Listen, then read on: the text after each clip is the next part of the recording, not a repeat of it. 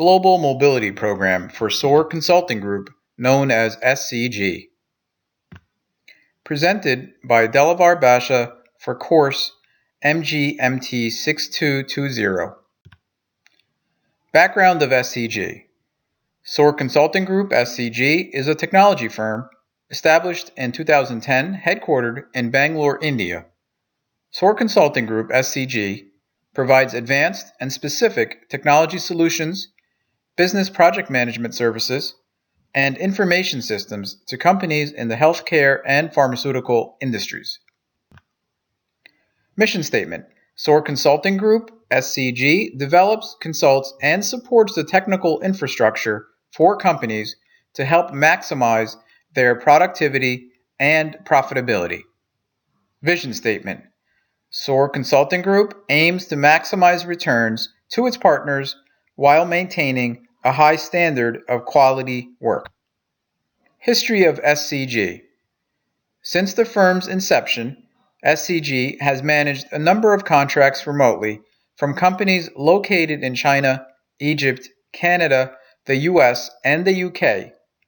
In 2015, SCG established its first international physical office in Canada. Then in 2016, an office in the United States was opened.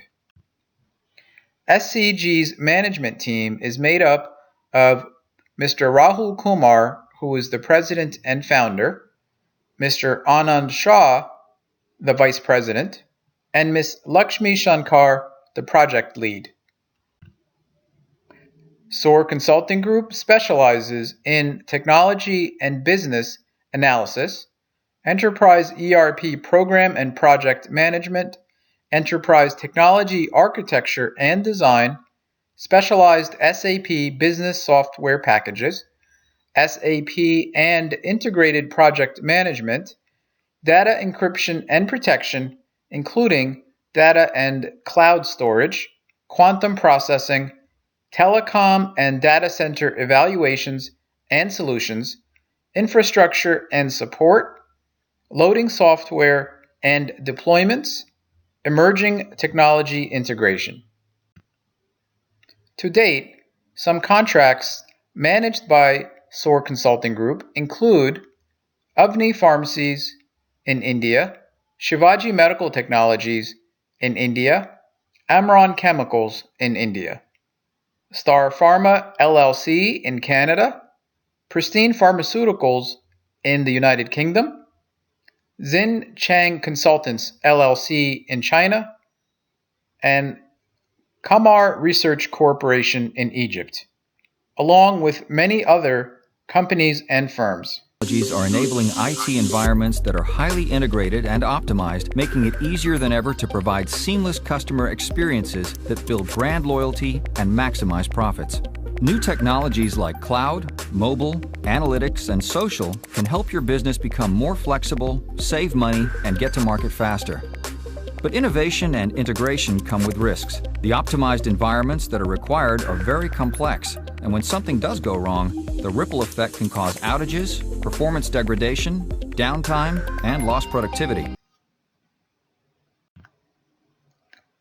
The purpose of this project is to develop and design an effective global mobility program for SOAR Consulting Group, known as SCG, as the India-based technology firm branches out to the United States.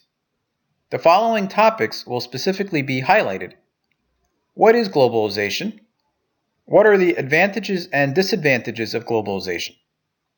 How can global assignments be effectively managed? How can employees and the firm adjust to a foreign culture during and after the globalization process? What are the different work role factors in global assignments? How can the expatriation, repatriation cycle be effectively managed? What are the support practices of the host country? What major aspects of globalization affect HRM? What is globalization? Globalization refers to incorporating a business's operations and strategies across countries and cultures. Globalization is also a movement towards the expansion of economic and social ties between countries through the spread of corporations. Dimensions of globalization: socio-cultural, such as language, culture, and value systems; political, such as rules of national and international governance; legal, such as international commercial law, patents, intellectual property recognition; and financial, such as currency controls, financial regulations, and capital flows. Factors influencing globalization. Globalization is influenced by communications, transportation, technology, and the global economy.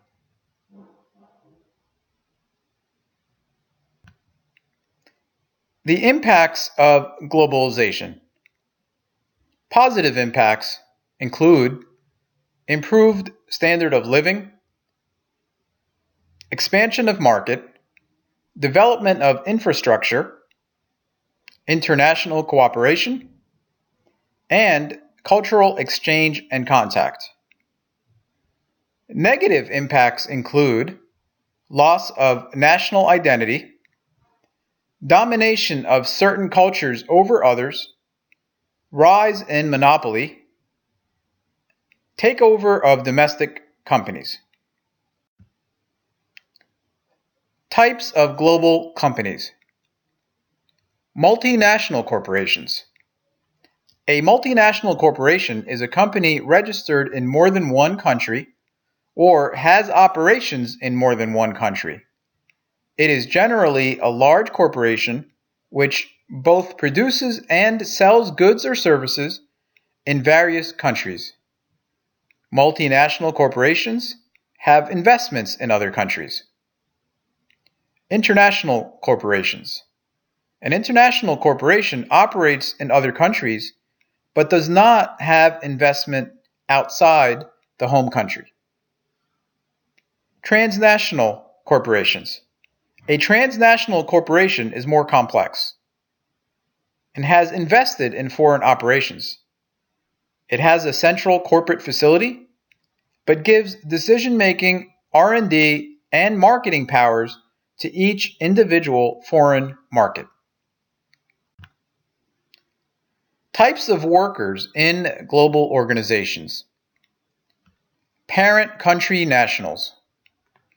Parent country nationals are persons whose nationality is the same as that of the firm, but different from the country in which they are working. For example, a French citizen hired by a French company operating in China would be considered a parent country national. Host country national. Host country nationals are individuals who are hired for jobs in their own country. For instance, an Indian worker hired by a firm operating in India would be considered a host country national. Third country nationals. Third country nationals are entirely different from these other two classes. These are workers who are not from the home country or from the host country. They can be viewed as international freelance workers. Examples of third country nationals can include British employees working in Saudi Arabia for an American engineering firm. Domestic HRM versus international HRM. Domestic HRM. Domestic human resource management focuses on handling the rules, regulations, norms, and cultures in a specific country or region where the operations are taking place. Since there is just one country the corporation has to deal with, there is some level of stability and consistency in this model. Similarly, other components that a corporation may be routinely affected by, for instance, legal and economic factors, are also more manageable in this structure. Overall, because of this, the creation and implementation of policies becomes easier in domestic HRM. In addition, only limited resources have to be managed with domestic HRM, making the process faster. International HRM. International Human Resources Management focuses on the incorporation of human resources in a global company. In these global companies, HR leaders will need to create HR procedures in the various sites, appropriate for the particular international location. At the same time, HR leaders will face the challenge of having in place policies that may need tailoring based on the cultural and legal circumstances. Also, political and economic policies may be entirely different in foreign locations. This means that additional research is needed by international HRM so that updated information can be adopted. Additional training for staff is another element that needs to be taken into account when looking at international HRM. For example, staff members may need to be well versed with the protocol, conventions, and guidelines in place at different international sites. Follow-up training will be critical as well, since new regulations or contexts may manifest themselves in other countries. Thus, international HRM has to regularly plan to update their staff and be aware of new laws within the country.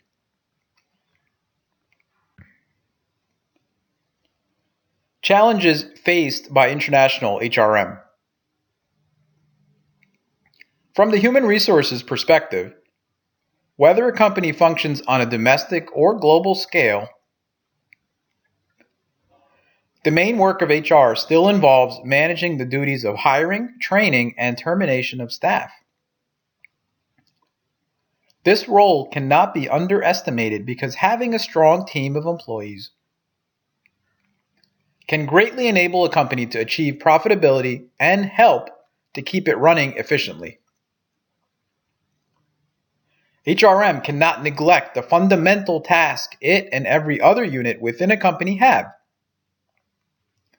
helping to establish a powerful organization built on recognized values. In the global environment, HR faces some extra challenges. International HRM has to be sensitive, for example, to cultural factors, while still adhering to the values of the organization. The possibility of HRM falling into the trap where the established values are sacrificed to fit a cultural model needs to be considered. Challenges faced by international HRM. According to Shipton, Budwar, and Crawshaw, HRM can have a direct impact on organizational performance. Since global organizations operate in different countries, a variety of conflicting practices, cultural norms, and social expectations can come together that HRM has to manage. As such, international HRM needs to look at different factors such as the diverse workforce, unfamiliar legal regulations, and technology. Although technology may make processes more efficient, sometimes there can be possible downsides to the advent of new technology. New technologies may create new laws. From a legal angle, countries may need to enforce certain regulations on technologies. While some nations may allow particular technology applications, others may not. Corporations who are not aware of the different restrictions can face lawsuits, as mentioned by Safran in 2015. Besides technology, the global economy can be a challenge to HRM. A strong economy may mean that business are profitable. However, a weak economy may make it hard for a firm to be lucrative, and a workforce reduction may be needed. In addition, a global economic crisis can make a great impact on organizations, as was the case with export-related businesses in China's coastal areas, as research by Shen and Dinetto in 2012 indicated. A global mindset. According to Thomas and Lazarova in 2014, two elements that can affect global performance management are cultural and institution factors. Advanced planning can help international HRM to deal with these challenges of managing cultural and institution factors related to a global firm. In the case of SOAR Consulting Group, SCG, as the tech firm branches out from its home office in India to establish offices in Canada and in the United States, SCG's management should implement an advanced planning approach and must also embrace a global mindset. A global mindset entails having the ability to work effectively and comfortably in different cultural environments with diverse populations. By adopting this global mindset, which focuses on attitude, knowledge, and behavior, SOAR Consulting Group's management team can better ensure SCG's success as operations are established internationally.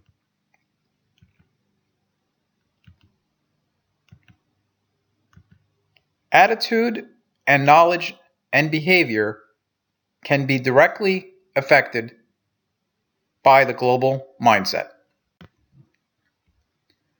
Other competencies that are needed by global leaders. Other competencies are also needed by competent global leaders. In the case of SOAR Consulting Group, SCG, as the tech firm branches out from its home office in India to establish offices in Canada and in the United States, the management team must demonstrate some of the key competencies that effective global leaders need. These include being able to clearly communicate the vision and mission of the firm, having an understanding of the organizational culture, showing flexibility, and also being ready to establish boundaries. Regularly and objectively evaluating the team dynamics, ensuring that support is provided to staff in the form of HR, legal, and other dimensions, establishing training mechanisms to offer workers an opportunity to learn. Challenges for global leaders. In the case of SCG, as it branches out from India to the United States, the management will certainly face challenges, and they must prepare accordingly. These challenges include dealing with the foreign culture, clients, competitors, and foreign markets.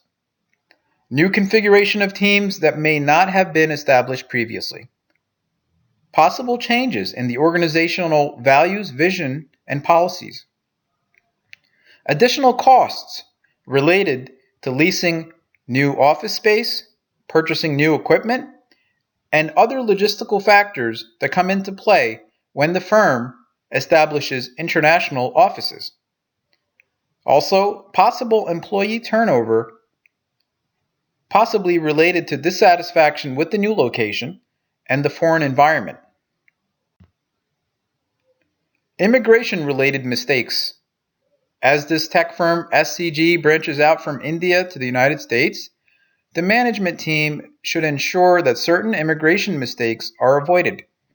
These include not properly understanding local immigration processes and policies, not informing stakeholders about the transition and possible change, beginning the immigration process too late, having a poor understanding of the work authorization compared to the business visa, ignorance of certain new legal requirements in the host country, not planning appropriately for the new environment. Some key facts related to the country of India. India's motto in Sanskrit is Satyameva Jayate, which translates to truth alone triumphs. The anthem in India is Jana Gana Mana. The translation is Thou art the rulers of the minds of all people. The capital of India is New Delhi. The largest city in India is Mumbai. The official languages include Hindi and English, and the religions in India are Hinduism, which is 79%, Islam 14%, and Christianity 2%. The area of India is 1,269,346 square miles, and the population in 2015 estimated was 1.2 billion. Key facts about the United States. The motto of the United States is "In God We Trust." The anthem is the Star-Spangled Banner. The capital is Washington, D.C. The largest city is New York City. The national language is English. The ethnic makeup in the United States is 72% white, 12% black, 9% multiracial, 4.75% Asian. Area in square mileage is 3,805,927 square miles. The population estimated in 2016 is 322 million. Government, legislator, and economy. The differences between India and USA. In India, the government is a federal parliamentary republic. The legislature is the Parliament of India with an upper house and a lower house. The currency is the Indian rupee. GDP in the 2015 estimate total 8.027 trillion. In the United States, the government is the federal presidential constitutional republic. The legislature is Congress, made up of an upper house and a lower house. Currency is United States dollar, and GDP 2015 estimate total was $18.124 trillion. Cultural differences between India and USA. General factors. There are many differences between Indian culture and the American culture that the tech firm SCG needs to understand as the India-based company establishes offices in the United States. Some of these cultural differences include the following. Indians adopt a very family-oriented approach to life, more so than Americans who give great importance to an individual-oriented approach. Indians respect family values over individual values, whereas in American culture, the individual values get more prominence than the family values. In India, respect for elders is so strongly emphasized that it may mean that younger individuals will not speak up to an older person even if the latter is wrong. Indians can be seen as more competitive than the Americans, especially in academic disciplines. Americans have great regard to time and its value, whereas time is not valued to the same extent in Indian society, especially related to the non-professional setting. Cultural differences between India and USA. The issue of personal space.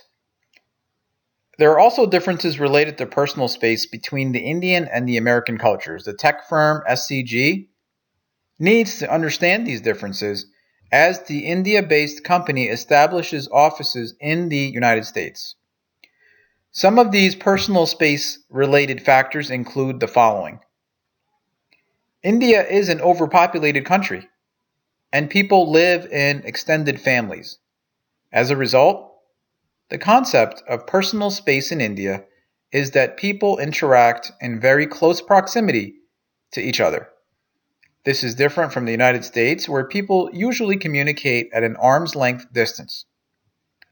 In India, it is generally not considered rude to stare, and it is common to stare openly, especially at those who may appear different.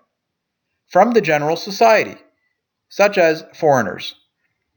In the United States, staring is rude, especially if done in a noticeable way. In the Indian culture, it can be common for people to speak animatedly, using hand and head gestures. Pointing may be acceptable. In the United States, pointing can be seen as confrontational. In India, casual touching and even hand-holding between those of the same gender is common. However, it is not acceptable for those of the opposite gender to touch each other. In the United States, touching is usually limited to handshakes, especially in the professional work environment. As this picture demonstrates, the definition of overcrowding in India may be quite different from the understanding that Americans may have.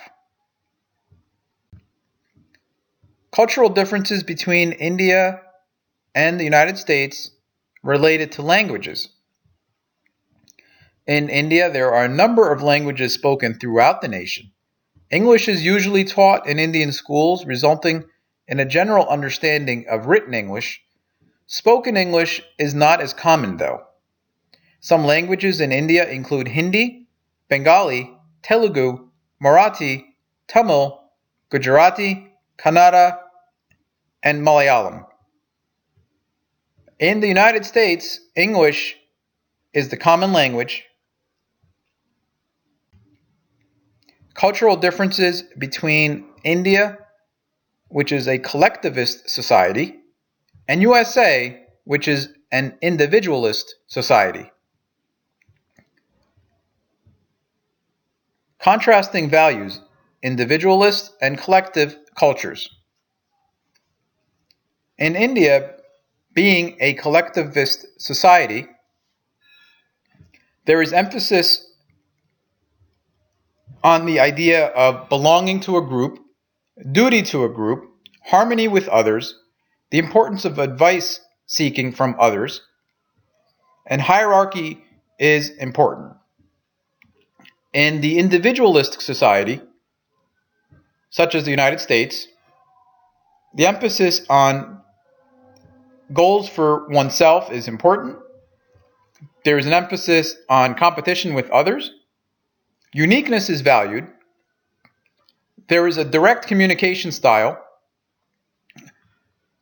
And there is an emphasis on working alone and being independent. Cultural differences between India and the United States, body language, dining etiquette, and gestures. Body language and greetings. In India, for greetings, people may bow their head.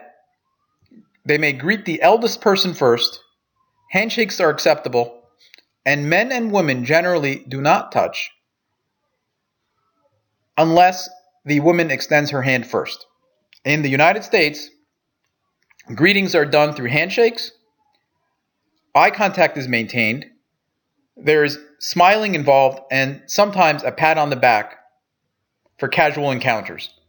Unacceptable gestures. In India, it is unacceptable to hug, kiss the cheek, or kiss the hand.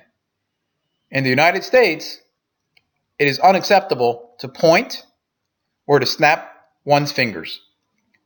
Dining etiquette. In India, one does not sit until instructed. It is not acceptable to use the left hand, yet it is perfectly acceptable to eat with one's hands. And it is accepted that one washes his hands before the meal. In the United States, proper etiquette entails leaving the napkin on one's lap, waiting for the host to say when it is appropriate to start eating, and when finished with the meal, it is expected to place the knife and fork on the plate. Cultural differences between India and the US, business etiquette and communication styles. Business attire.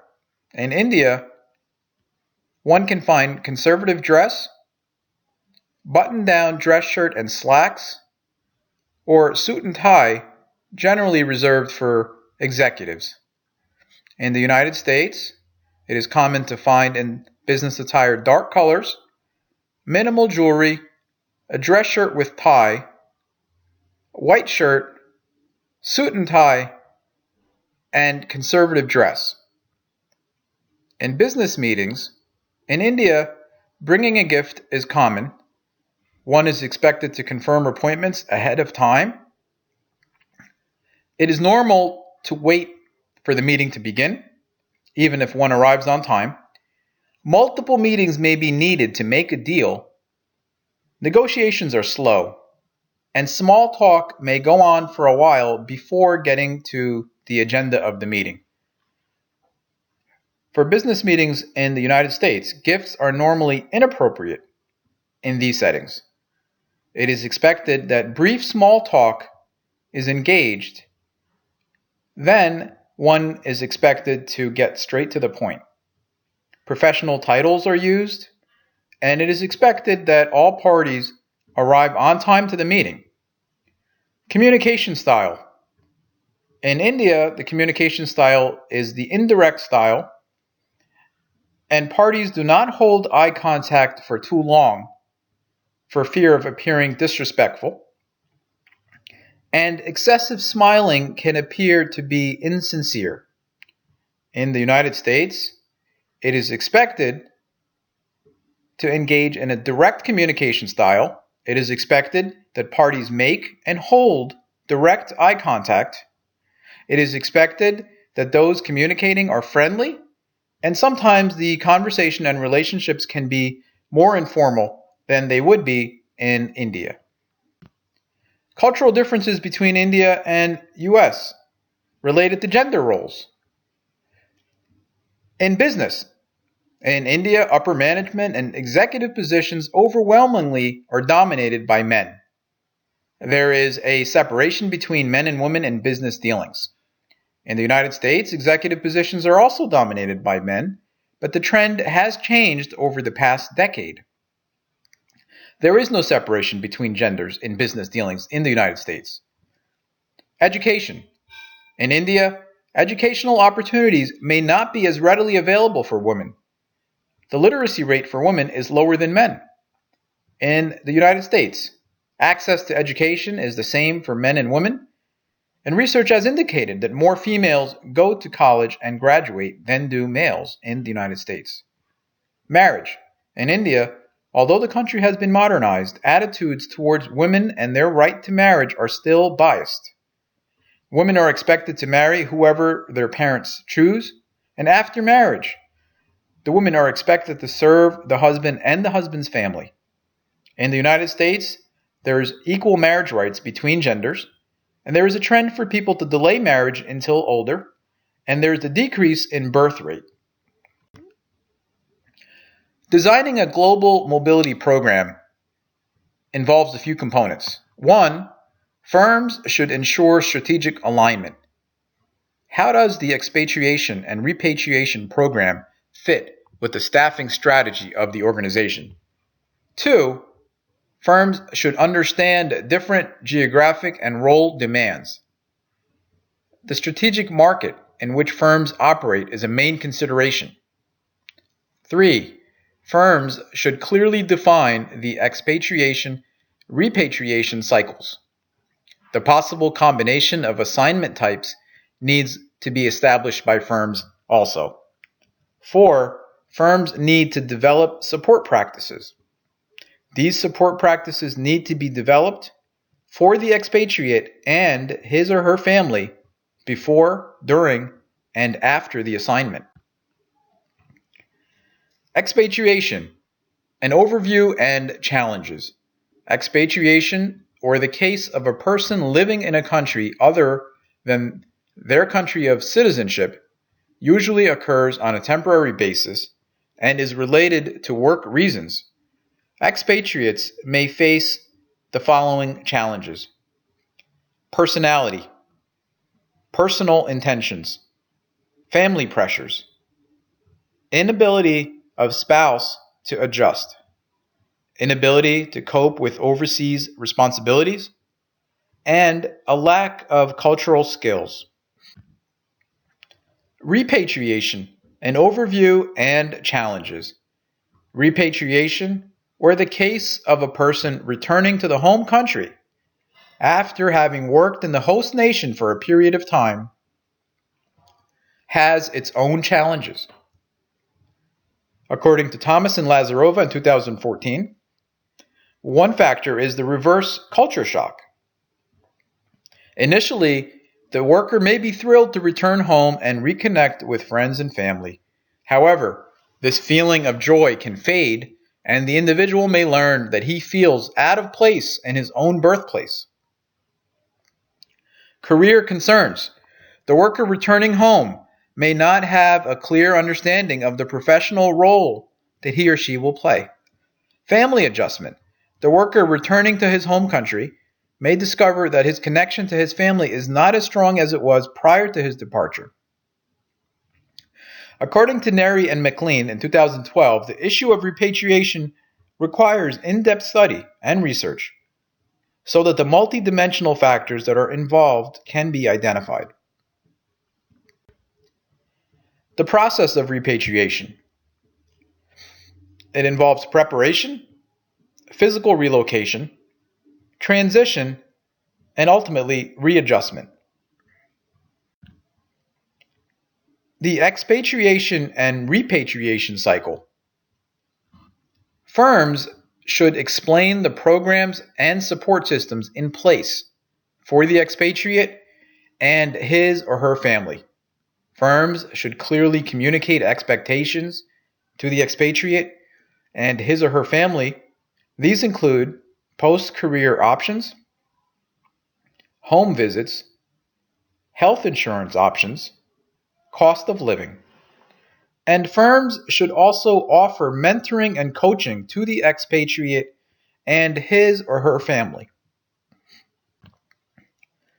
Examples of support programs include the following: re-entry training programs, mentoring, career planning systems, policies on repatriation, relocation services, recognition and appreciation, compensation and benefit adjustments, counseling services, company committing to repatriates. The importance of adjustment cannot be overlooked by firms and global HRM. Organizations need to consider whether their current practices enhance or hinder the successful employment of global workers. HRM should recognize that when employees fail to adjust, they may opt to suddenly return to the country of origin. HRM should realize that employees who do not adjust may be distracted and may not be as successful in their job roles. Employees who do not adjust may then work at a subpar level and may also damage the firm's reputation in their dealings with customers. For organizational efficiency, organizations and HRM need to make a commitment to offer support to their global workers. Stages of adjustment. The first stage is called honeymoon, where everything is new and interesting. The second stage, culture shock. Individuals become frustrated and confused during this stage. The third stage, called adjustment, is when individuals begin to understand the cultural differences. And the last stage, called mastery, is when individuals may be able to function in the new culture almost as well as at home. Predictors of adjustment. Family considerations. The strongest predictor of expatriate adjustment is the extent to which the partner adjusts. Having a partner who is employed is a major contributor. The second predictor of adjustment is individual factors. The expatriate's personality, foreign language skills, and previous experience overseas all can play a critical role in helping or preventing adjustment. The third predictor of adjustment is the job and organizational factor. Firms that allow expatriates the freedom to adjust their work role to the situation can help with the adjustment. Job ambiguity, on the other hand, can be a hindrance to this adjustment. Literature review for this project. Extensive research was available on the topic of the impact and role of HRM, international corporations, and the purpose of globalization. Moderate research was available on the topics of global mobility program, expatriation-repatriation cycle, culture of India, analysis and explanation. Minimal research was available on the topics of experience of firms who have expanded from India to the United States, data on Indian expatriates working in the United States.